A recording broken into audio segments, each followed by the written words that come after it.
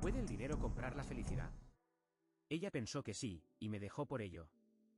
Ahora, arrepentida, llama a mi puerta, pero la vida ha seguido. Hace 7 meses, Elena, mi esposa durante 10 años, y yo, Ricardo, dimos un giro inesperado a nuestras vidas.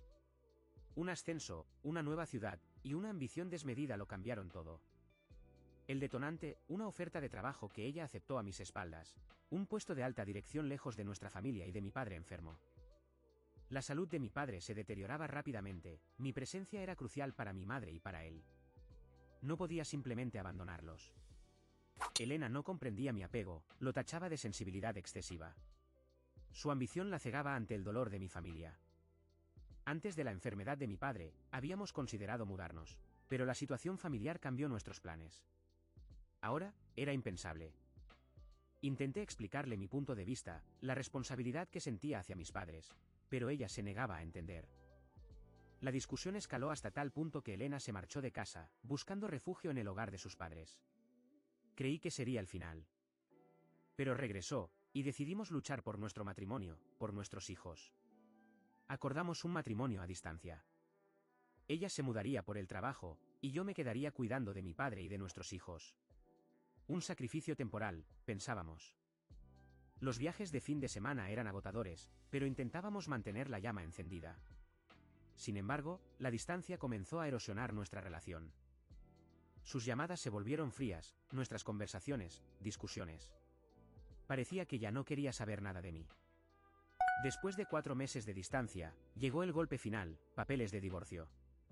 Ya no podía más. La última discusión había sido la gota que colmó el vaso. Ella ya había tomado una decisión. Pero la verdad era más oscura, una vieja amiga, Melissa, había vuelto a su vida. Una influencia nefasta. Melissa, una cazafortunas que siempre había ido tras hombres ricos, ahora era su consejera. Un camino peligroso. Nunca confié en Melissa, pero Elena siempre la defendía. Su amistad era un punto ciego en nuestro matrimonio. Cuando Elena se mudó, Melissa la recibió con los brazos abiertos, presentándole a un nuevo círculo social. Un grupo de mujeres divorciadas, fascinadas por la vida de lujo y los hombres adinerados. Un ambiente tentador.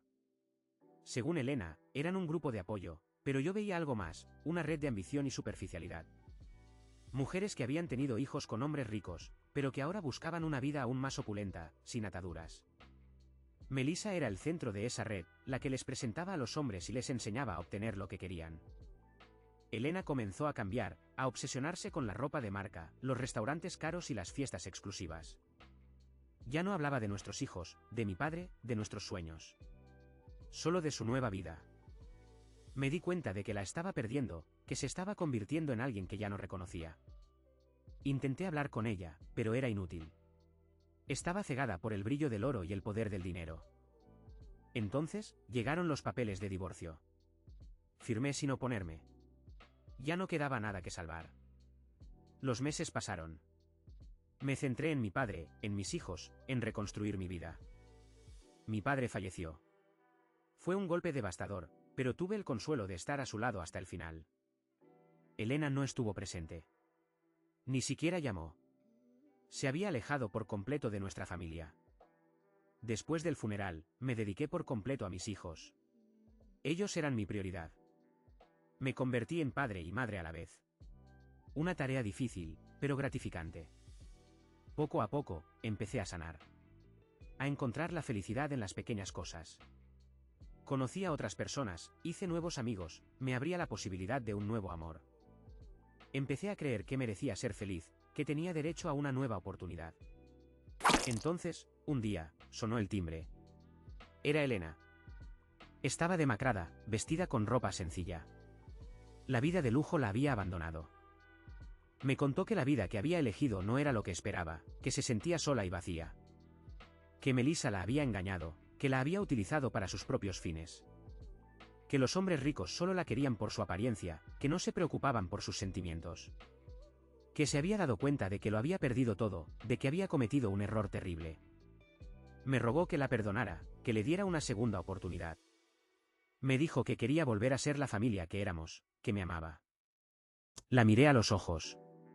Vi arrepentimiento, pero también manipulación.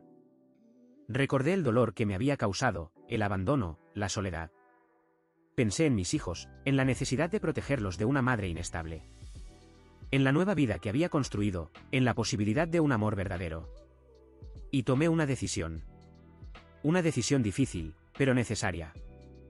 Le dije que no. Que no la necesitaba. Que mis hijos y yo éramos felices sin ella.